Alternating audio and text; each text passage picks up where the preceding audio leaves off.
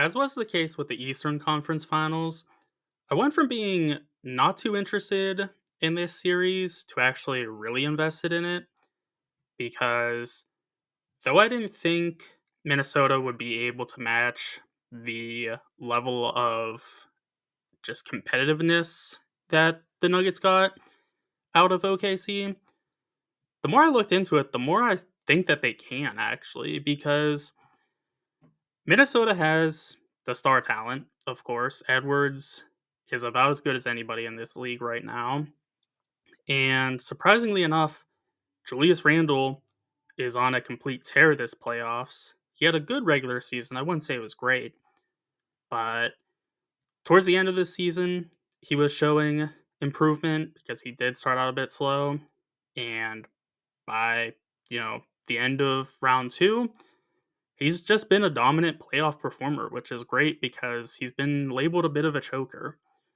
So that mixed with the fact that there's no injuries for either team, hopefully it stays that way, and both teams have been great against great teams.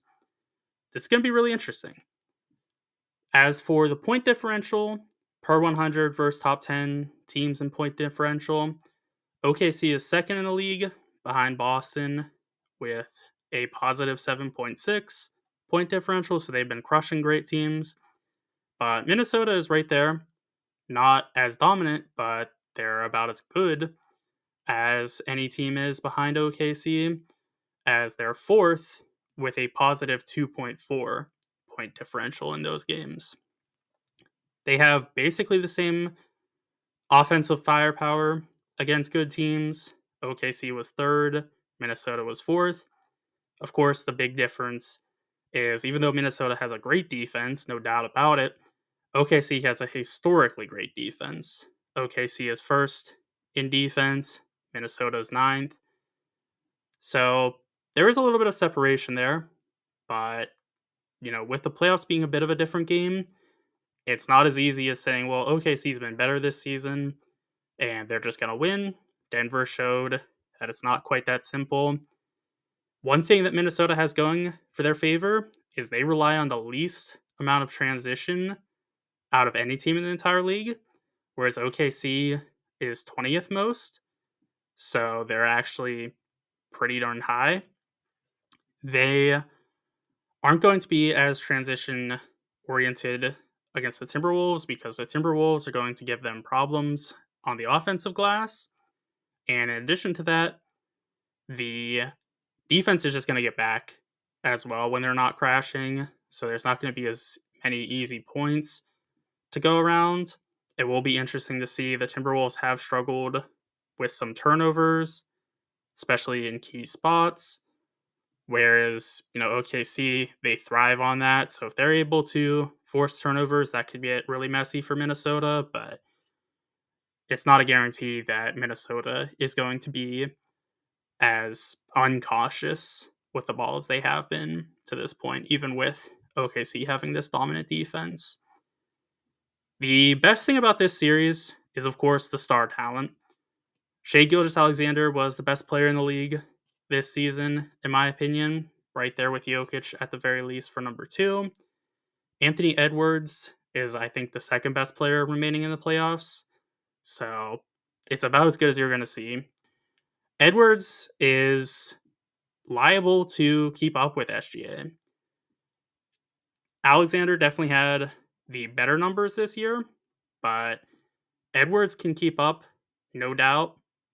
So it's going to be interesting to see who sort of cements themselves as one of the lead guys for the future face of the league in this series, because I think this is going to be pretty influential in determining that. They're both up there on their own merits, and, to decide who's going to represent the West, which is the superior conference, that's going to be pretty indicative of things moving forward, perhaps. And throughout the playoffs, they've been really, really similar statistically. SGA's put up 2 more points. He's averaging 29 versus Edwards 27. 3 percentage points better. True shooting 59 for Alexander, 56 for Edwards. Same offensive rebounds. Same assist to turnover ratio at 6 to 2. They're both getting 1.5 offensive rebounds a game. It's going to be really good. And the matchups for them are just about as good as you're ever going to see.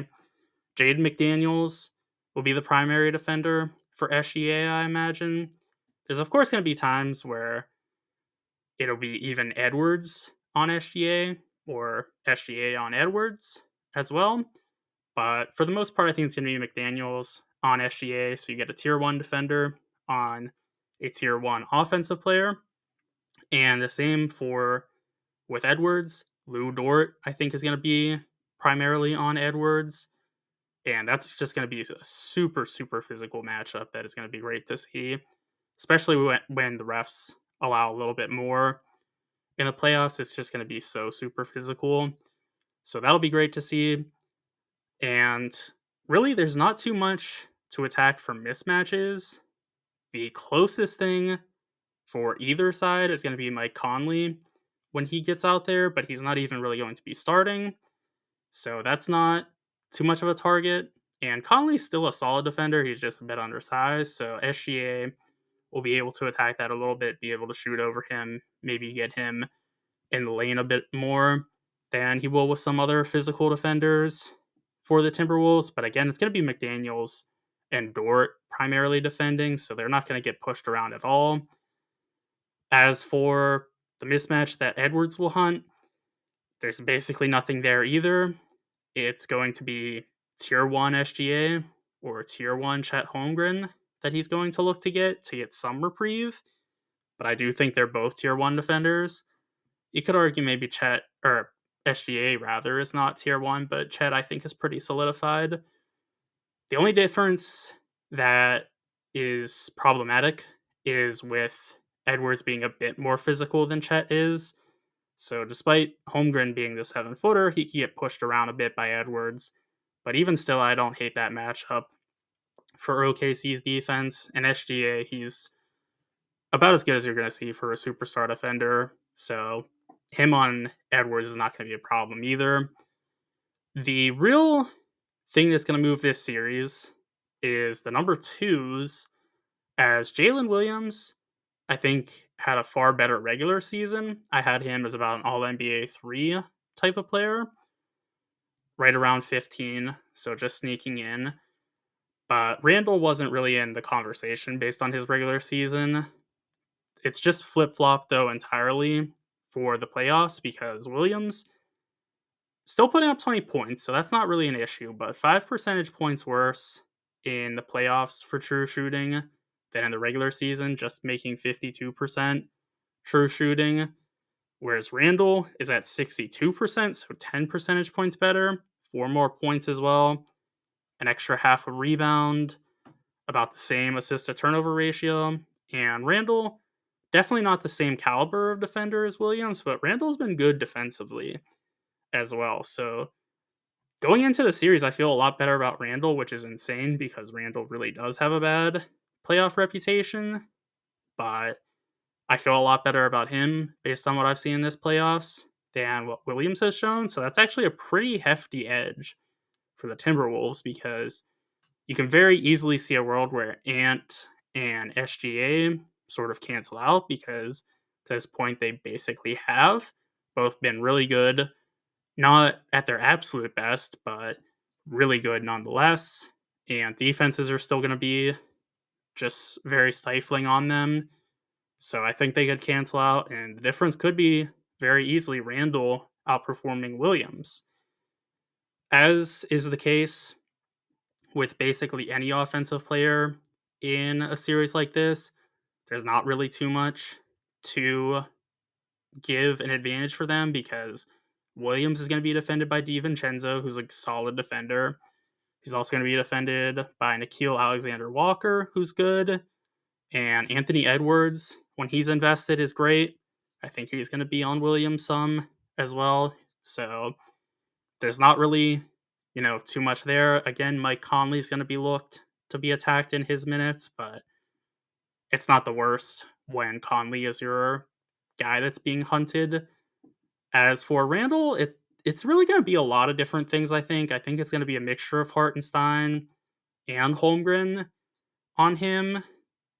it's a bit weird because Hartenstein is not quite as fast as you would like for Randall, but definitely can match up with the physicality that Randall plays with. Chet is definitely fast enough, but not quite physical enough. So there's a little bit of a mismatch there. So I guess Randall does have a little bit of an edge, but Caruso will be out there for times. He's a tier one defender as well. Everybody on OKC is basically. So whoever they put on him is going to be good. It's just a question of do they match up perfectly or not. I also think Jalen Williams, the tier, one Jalen Williams that is, will be on Randall as well. So it's going to be a lot of different looks, I think, for Randall, whereas it's just going to primarily be Dort on Edwards. At least going into it, maybe they do switch things up and maybe put Caruso on Edwards and Dort on Randall just for the physical nature. But, OKC has lots of things they can throw at the Timberwolves. It's just going to be a matter of, how it performs from there. Once again, Randall really doesn't have anybody to target super much. The best looks for him are probably going to be SGA, who's still great, and Chet, who, like I said as well, is also great. But he can out physical both of them, so that's at least something. And what makes this so great too is the fact that both teams have great paint defense. The Thunder are second in defensive field goal percentage in the paint at number 2, obviously. And the Timberwolves are top 10, ranking number 8. So even if you get past the initial wave of defense, it's not a guarantee that you're making the layup or dunk. So everything's going to be super hard earned, and it's just going to be great to watch defensively. Bench wise, it's so super deep for both teams. Alex Caruso and Naz Reid, about as good as you're going to see for bench players. Both real playoff performers. Caruso just so stifling on defense, and Reid so good offensively while still being a good defender as well. I think Reid is the superior player off the bench. I think he's the best, probably still left in the playoffs, because he might just be the best bench player in the league, full stop. So there is that. But Cason Wallace, Nickeil Alexander-Walker, those are pretty similar players. Both really gritty defensive players that can make some threes. Aaron Wiggins and Mike Conley, very different. Wiggins giving you some three-point shooting, Conley doing a little bit of playmaking. Neither defensive weaknesses, so they can be out there in closing lineups as well, should the need arise. The biggest questions I have are, will Gobert survive if Chet's the only big out there? Because Gobert, it's very overstated how poor he is as a perimeter defender. He's still actually a very good perimeter defender, but he's a lot more limited when he has to watch stretch shooters such as Chet. So, will Gobert be able to be out there if the Thunder have 5 shooters on the floor at any given time? I still think yes, because I think if Jalen Williams is spotty again, shooting wise, you can put Gobert on him and he can patrol the paint and be as good as he can be. And, that leads into the question for OKC. Will Jalen Williams keep up with Julius Randle? That is an insane question to ask before the playoffs, and it's a real legitimate one now. Jalen Williams has not been great, as I mentioned. Julius Randle has been. So that's really going to sway this entire series. I think that's the biggest question in this playoffs. Is Jalen Williams the number 2 option for OKC? Is a bit of a question mark. And OKC is great all around, but you do need some secondary scoring off of SGA. And Williams is the best bet for that, but he's very spotty. So my prediction for this series is that it's at least 6 games, no matter who wins. I think I'm going to go OKC in 7, which is not too controversial of a take. I think most people are leaning OKC, but I do really give a fighting chance to the Timberwolves. I would say I'm about maybe 60% OKC, so enough to be noticeable, but enough that the Timberwolves still stand a really good chance. It really is, like I said, going to come down to how Jalen Williams performs. If he's good or above, I think OKC is going to win because I just think they have some superior matchups with being able to play small and big, about as good as anybody in the league. But the Timberwolves, if they can slow down Williams just a bit, it's really ripe for the taking. So it's going to be great to see. The star talent is just at about as high of a level as you're going to see. So I think this is going to be a great series. Those are my thoughts on the Thunder versus the Timberwolves. Be sure to let me know what yours are in the comment section. And also be sure to like and subscribe for more basketball and football content.